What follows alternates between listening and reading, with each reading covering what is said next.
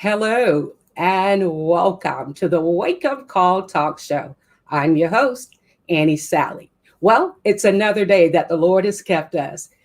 We should give God praise and honor. Today is the author's showcase. And today I have a very special guest. Her name is Brianna Parker. She's an amazing young woman, community advocate, and she's the author of Abigail Did It, So Can You. Well, the Bible tells us in Jeremiah 29 and 11, for I know the plans that I have for you, declares the Lord, plans of good and not evil, to give you a future and a hope. This young woman will bless your life. So go ahead and like and share and tag this show with your friends. Let's go into the show.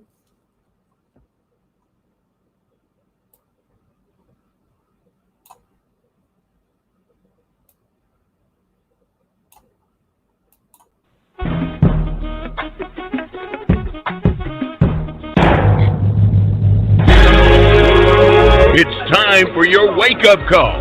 Wake up the passion and God's purpose in you. In the Wake Up Call radio show, join host Pastor Warren and Annie Sally and their guests for a powerful dialogue. Real talk for everyone. Find us on Facebook, Twitter, and Instagram. Hello, and welcome back to the Wake Up Call Talk Show. Well, this evening, my special guest is Brianna Parker. I am super excited to have her on the show. Welcome to the Wake Up Call Talk Show, Brianna. Thank you. I am super excited. I read your book and my eyes started to leak water because it is so compelling, your story. And I want to share with our viewers and our listeners about your brand new book, Abigail Did It, So Can You. Okay, now Abigail Did It is a children's book. How does Abigail relate to your life? Is this fictional or non-fictional? Abigail, when I decided to write the book and bring it to life, I kept asking God, what could I name my book? And at first I was like, well, I could name it my name. But then I was like, no, it wasn't supposed to be my name. So he gave me Abigail, David's wife, out the Bible. Okay. And the type of woman she was, it reflected me. So that's where I got Abigail from. Wow. Okay. What inspired you to write this book? What inspired you? I had been through so much from a young lady, 4 years old, from the loss of my mom to being suicidal, from childhood trauma of being molested, and a teen mom. I have transitioned my whole life. I've had to put a lot of things on the back burner. I had to do a lot of things differently from other people. But when I got to that point and made it through everything, I was like, okay, it's time. I had to heal myself. Absolutely. And a lot of times in life, we look for others to apologize, but sometimes you have to give yourself an apology that you'll never hear. Okay, I love it. So let's go back. Let's start with the death of your mom and how that affects your life as a 3-year-old. What was that like? When I lost my mom in the beginning, I was young, so I really didn't know much, what was going on. But as I got older and realized when birthdays and holidays came around, that's when it started hitting me like, she not coming yet. And I would always tell myself, even on birthdays, she coming back. Maybe she just at work. But once I realized as I got older, about death, then I was like, wow, I want a many kids now with no mom. I didn't never get that experience of sharing just everything with her that most young ladies do, and little girls. I didn't get that chance of her teaching me things that need to be taught. I had to teach myself with the help of my grandma. But I just thank God for keeping me on that day that she passed, because me and my sister also was in the car. Oh, wow. Look at that. Well, I read the scripture, Jeremiah 29:11 said, "For I know the plans that I have for you, declare the Lord, plans of good and not evil, to give you a future and a hope." Through all that you've gone through, what blesses me in reading your book, that you were able to push forward. And I know that you had many transitions, and we talked a little bit about the transition of your mom and missing her and wanting her to be there as a little kid. Okay. Then you went into wanting to hurt yourself. What age was that? And could you walk us through it? Now, this I was was many about years after.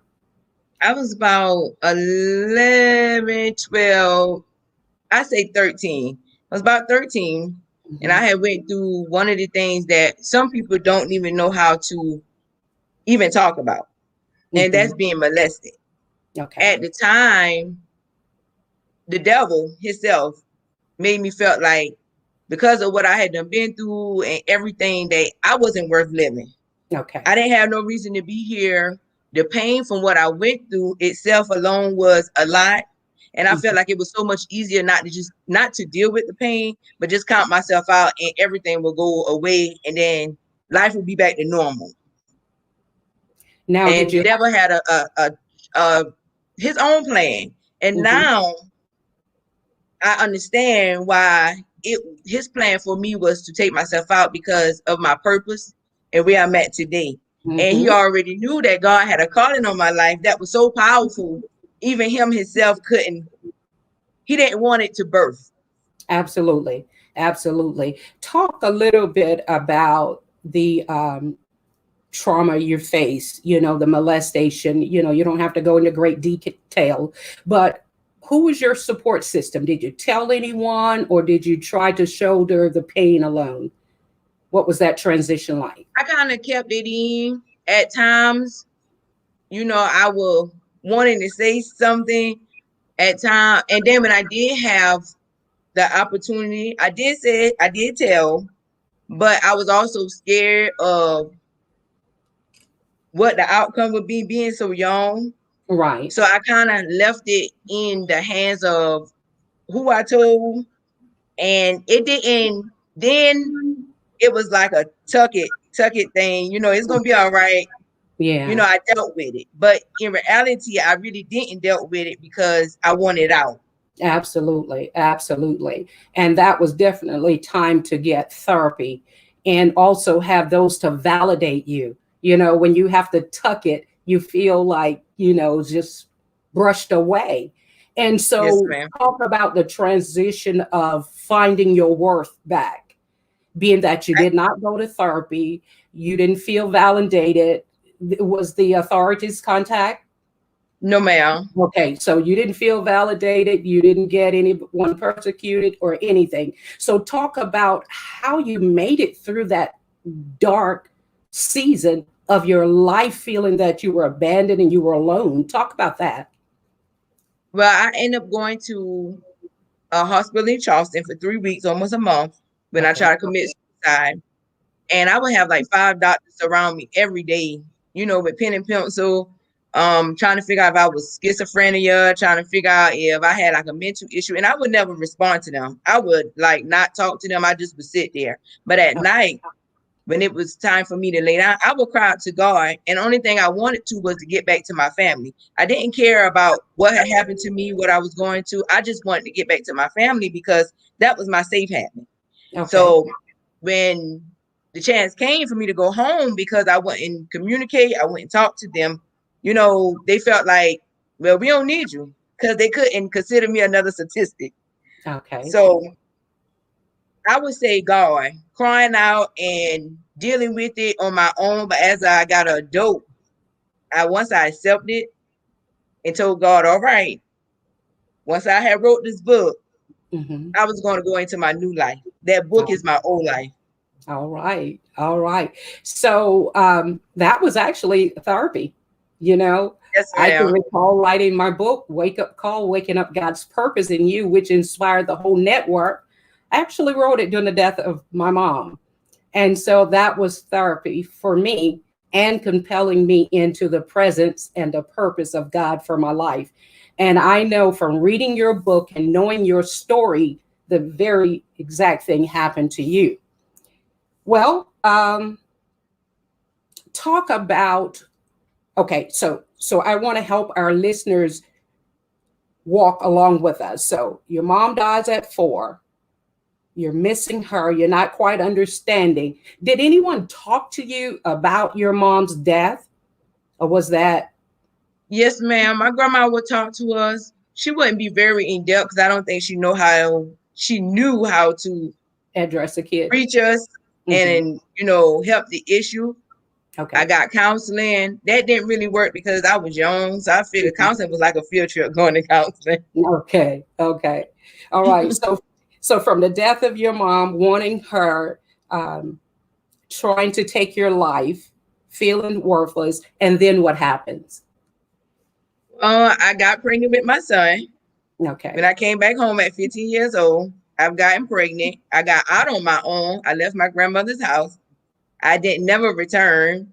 I dropped out of Wow. school to take care of my son because how my grandma had raised me, and from listening to my grandma how she made sacrifices as a young lady and being a mother herself of 6 kids. Hmm. I took in everything that she taught me and she told me, and Okay. it molded me. Even though I was young, but I made decisions that would benefit me and my son, no matter how much it hurt me, no matter however, whatever the issue was. So I dropped out of school and I worked. I worked. Starting at McDonald's, I did every type of job you could think of to provide. My grandma never had to babysit any of that. She never had to buy diapers, any of that. Look at that. That's powerful. That's powerful. So God put your grandmother there to undergird you and to continue to mold you because of the fact that your mom was no longer there. So sounds like you had a great community, a great safe environment that could continue to mold you into the young woman that I see today. So that's a good thing to know. Let me stop right here and say welcome to all of our online viewers, um, and welcome to our Facebook Live and our YouTube viewers. Thank you so much for checking in. Please, if you have a question, if you have comment, please go ahead and share those comments. And hopefully, Brianna, between Brianna and I, we can answer any questions you may have. Okay, so thank you for joining us. Well, quitting school, you talked about being around what, 15? So you get pregnant, you have your son, you move out. Talk about that transition. Wow, I got married and moved out at 19, and man, that was some type of trip. So talk But about what that was like, because I know that there's a lot of people out here that are right where you are. You had the help of your grandmother. Uh, there are a lot of people that don't even have that support group. So talk about your psyche during that time. What were you telling yourself? 15 years old, out on your own, taking care of your baby. Talk about that transition. I didn't really too much thought of it. I just did it. All And right. I followed my instincts as a young lady and in being a mother. I did have help, my son's father and his mother. Okay.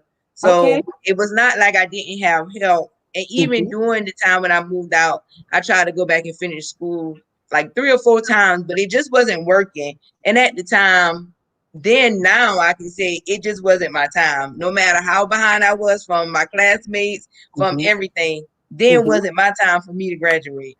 All right. And that's what I wanted to get into. So here you are. You lost your mom at 4.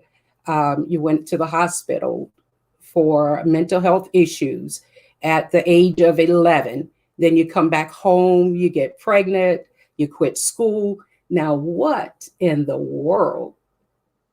How did you find your way back to school after all of those transitions? A lot of people would have said, just forget it. I'm grown. I have a kid.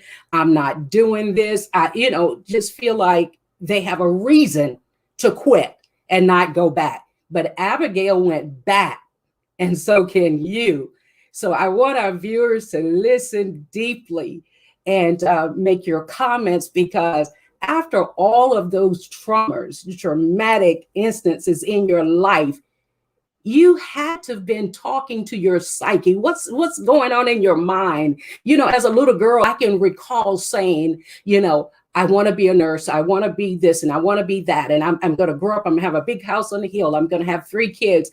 I kept saying that. And I had detours in life as well, just as you have. Talk about the detour and what got you back on track when you decided to go back to school. And I decided, it took me 11 years. Okay. It took me 11 years. And I began to work different jobs. I had a second baby then, in the midst of me after my son. Okay. And my daughter was born with autism. And that was another push for me. So I have a 10-year-old autistic daughter. She broke the mold. She broke the mold. Mm-hmm. And going through so much with her and wanting better for her, me as a mother, how could I want better for my kids if I didn't want better for myself? Wow. So my grandma stayed on me.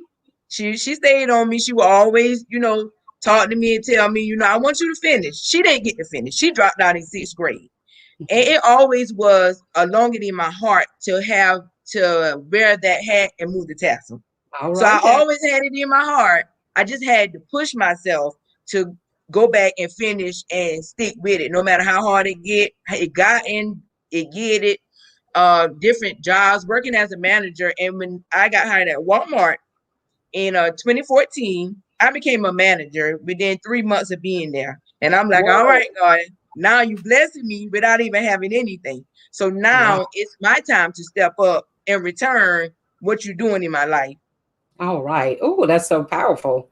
So you got a manager position without even having your GED. Look at no that. high school credentials, no nothing. The only thing I had was my smile and my personality. And it's contagious too. I mean, it's beautiful.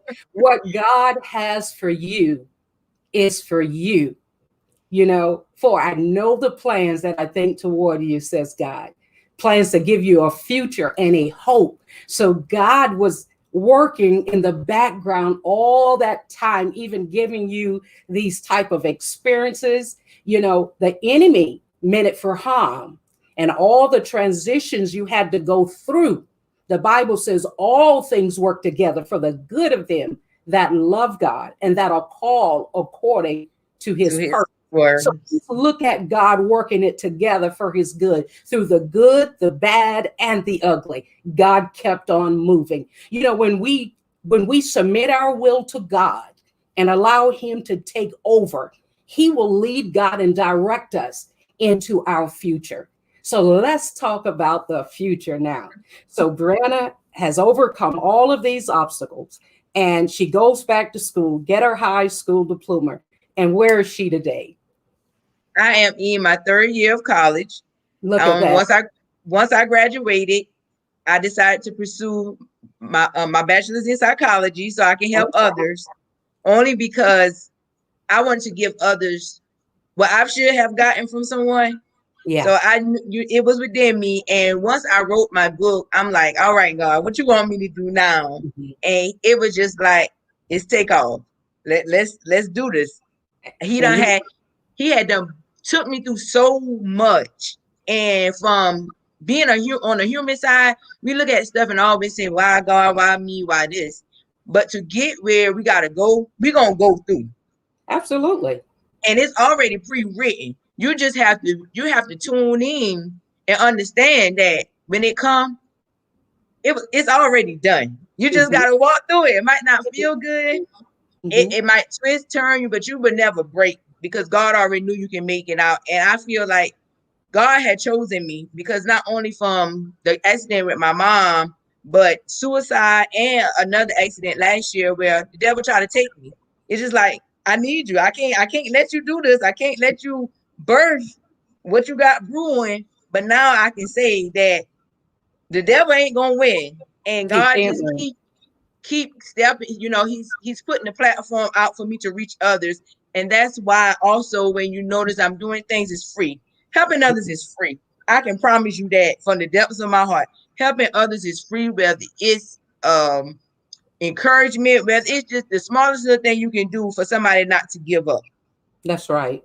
That's right. Wow. Brianna, talk a little bit. You talked in here about the elderly lady that shared her life walk with you. Talk about that. I'm reading this and I'm thinking about this elderly lady. Sometimes it's almost like an angel. Did she really exist, or did God just plan her in your life for such a time? Because I've had those experiences as well, when God would plant people in my life, and I look back today and I've outwalked them. They were for that season. So talk about the elderly lady who shared her story and how her story impacts your life. The elderly lady in the book is my grandmother also. My grandma would always stay on me. She would talk to me every night. When I went to take for a year, my grandma literally called me at 6 o'clock to make sure I was on that road going to school. All right now. Even her life story and growing up and seeing it firsthand, she didn't never know, but it taught me some of the lessons she couldn't say or show me. And when she told me that she had to drop out at a young age, she basically like lost herself, lost her dreams, lost anything that she probably could have been today. But because she was a mom and she had to make that decision, it was no question about anything that she wanted to do. It was just out the picture. And her telling me all the time, like, I'm like 6th grade and I'm playing with Barbie dolls. And she dropped out in 6th grade. So that was my motivation. And with her staying on me, and she always would tell me, before I leave this world, I just want you to do one thing for me. And that was go back and finish school, because I completed the wall of all her grands completed high school. So that was a milestone for our family alone, a big milestone. And I promised myself I would go back. At times when I did try it and it didn't work out during those periods, I would kind of beat myself up, but she kept giving me hope. She kept giving me hope. She kept giving me hope. And my sister played a part too. My sister is like my number one. I call her Michelle Obama. All right now. All right. All right. Oh, this is so powerful. I just want to stop and say hello to Jasmine Cleckley's on here. Jimmy Rhodes on here. Shamika Smith, Latrice Ryan. Thank you all so much for joining us and for backing Brianna Parker, a very new author. She is amazing. And this is so amazing. And it is so empowering just to know that you made it through, made it through. There's a scripture said we go through the fire and we go through the flood. The fire will not burn us. The flood will not overtake us. And it's just as if you went through the fire, you went through the flood, and now you're on the other side. So let's talk about the other side. Abigail did it, so can you. So talk a little bit how you talked about the end, what inspired you to write it. Talk about the season of writing. How was that? And did you have a support system backing you? I see you have a great illustrator. The book is beautifully written. It's, people are picking the book up and that type of stuff. So talk about that transition. The story was already written in a journal. I've always wrote since a little girl. That was one of my safety mechanisms in my safe habit. But I began to work at Mercedes-Benz 2 years now. I met a young lady in the nurse station. Like, we met like 3 days back to back. We was in there for like back pain, ice packs, different stuff. And we had just begun to have a conversation. And she just opened up to me and talking about she had a book, and I purchased her book. And when I just said a little bit, she said, write that book. You're supposed to write a book. You're supposed to have a book. And I'm like, yeah, I done heard it all my life through school, different people that I talked with. And I'm like, the book was actually already written because it was in a journal. But I had to birth it, and she gave me the tools. She told me what I needed to do, how to do it. And I brought it to life. And when I did it, and I actually had got the book, God was like, all right, that's it. I don't need you to dwell on it. That's it. We moving forward. That's awesome. That's awesome. So, Brianna, talk about what's next for you and Abigail. Talk about what's next for you on this journey, whether it be Abigail or another another installment of a book or Yes, whatever. yes, What's yes, next for yes, you? yes. Another book is coming once It I should come. graduate. Mm-hmm. It's coming. Another book is definitely coming, only to give people and others the closure. Sometimes we can see ourselves doing stuff, but until it's actually done, you be like, dang, I did it. So I definitely, my college, everything is coming, even though down to college, because it ain't no roller coaster. Oh no. It have its good days and bad days. It have its setbacks. It have its days where I be like, well, maybe it just ain't for me. But I'm pressing. I'm pressing, pressing. And yes, in the future, as God guides me and tell me to move, hope one day I will have a center where it would be free of no charge, where kids can come anytime hours of the night. Where if someone, I want to be a mobile psychologist. I don't Okay. want to be behind a desk. I want to be Okay. mobile. I want to be a 911 call. So All if you right got now. 12 o'clock at night and you need me, I'm coming. If you up on that bridge, I'm coming up there to sit with you. If I See? got if we gotta even talk in the drive through, if we gotta just whatever it is, I don't want to be behind a desk because Mhm. my journey was not, I didn't sit on it. I walked through Mm, it. I made it through. mm. And I want to continue to walk for others and advocate for them when they feel like they can't utter a word. So definitely a mobile psychologist, and I want to be hopefully the first in Orangeburg to offer that. I don't want it to be where it's expensive, even if you know it's free. It will Mhm. be free. It will be free. I guarantee you'll be free. And I want God to bless me with a center for kids that they can come 24 hours, just even if they need to get off the streets. And I would That's rather them be at my center than to be deceased or in any type of trouble. And I that's hope that I can be worldwide and national with it. And I plan on traveling more cities. I plan on going even to Africa to give my okay. books away. I don't care too much about the charge of my book because like I said, in my heart and God have told me that this is my ministry, this is what he want me to do. Mhm. And I always say if I can't help millions of people, just let me be able to save one life. And that one life is millions of people to me because if someone had stepped up and given me the opportunity what I'm doing to people, it would have made a world of difference, a big Absolutely. difference. And that regenerates back to even my mom's death. I would always cry. Even now, I cry not as much. Mhm. Sometimes I do, but now I understand her death. Her death was meant to be. Her death was to get me and my sister where we at today. And I Mm. believe that sometimes even people with parents, they don't go very far. They don't do the things parents want them to do. So for me, I took it as she had already had a plan for our life when we got Mhm. here. God Mhm. had already written one. She Mhm. just had to remove herself so we can be all we can be and That's all she right. wanted us to be. So that's why now I can say, all right, mom, everything I do is for you because it was planned, it was written. I miss her. So many things I wanted to experience with her, even just simple celebrating holidays.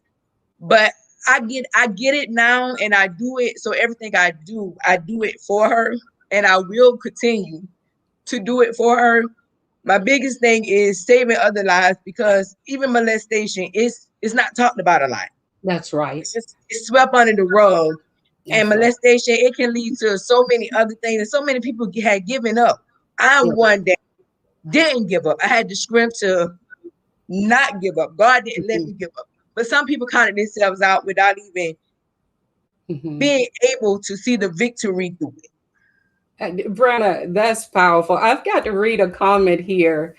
Portia Brantley says, "Girl, set up that mobile conversation. You got this. You have to make money, boo, for the kingdom. That kingdom helps you to travel and spread the good news. Girl, make that money." That's awesome. Jasmine said, "This is deep. This is so deep and very true." Jimmy says, "God bless you." Thank you all for joining us today. Brenna, you must come back because you have so many other areas we need to explore, such as your daughter with autism. We talk a lot about that on our platform as well. Molestation. I want, you are already a community a community advocate. I've already stated that. That's how I introduced you, because that's what I see in you.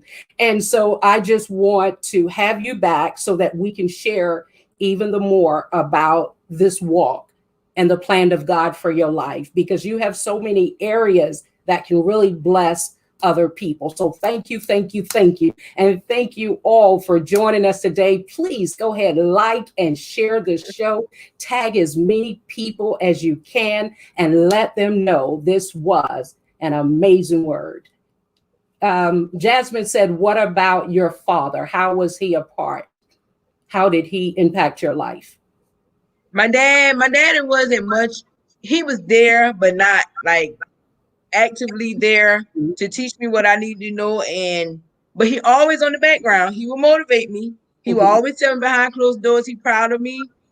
And I love my dad at no cost, at all costs. I love my dad because he's the only parent. Without him, I wouldn't be here. But also my daddy was dealing with issues with himself that couldn't allow him to be in my life the way he should be. But I also thank him, because even that itself alone, it's a story, and it made me strong. It's a blessing, because, your dad was a part of the storm, and so it's hard to pull somebody else out when you're in the storm yourself. He needed someone to pull him out. He was dad, but he still needed to be pulled out. So we will continue to pray for him that God will bring him up and do a new thing in him as well.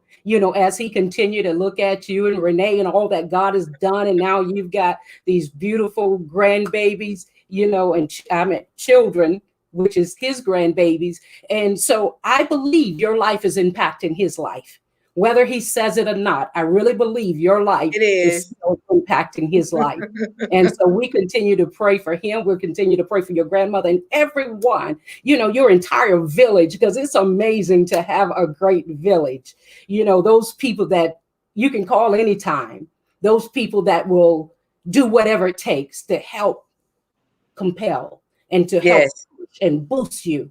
And that's what we thank God for our communities today. So thank you, everyone. Girl, you're about to make me cry, said Portia. I'm holding back my tears. I read this book, and I tell you, I was leaking in here because it's so empowering. Brianna, talk to us about how our viewers and listeners can get a copy of your book.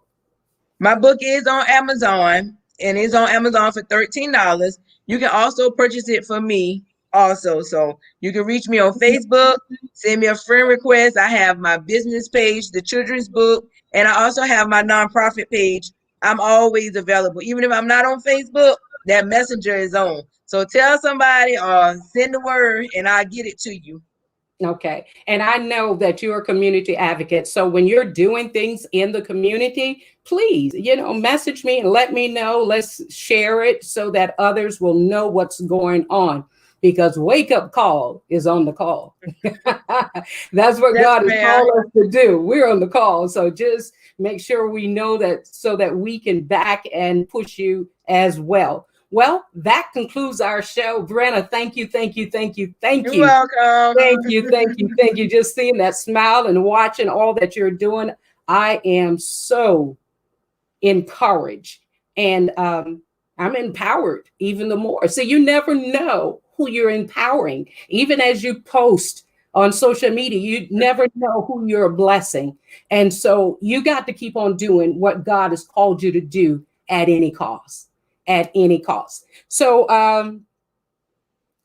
that's what's next for you, to continue to write, you said, and the book can be found on Amazon. Well, y'all go out there and get that book and be a blessing to Brianna's ministry, because she's all about ministry. I can feel it in her spirit. She's all about ministry and undergirding the young community so that they can be fulfill, and so that they can have someone in their corner. And Brianna, thank you. Well, thank you. You're welcome. That concludes our show. Brianna, you hang around. We're going to go ahead and close out our show. God bless you all. Be encouraged. Continue to share the show and let others know what's going on with the Wake Up Call. God bless you.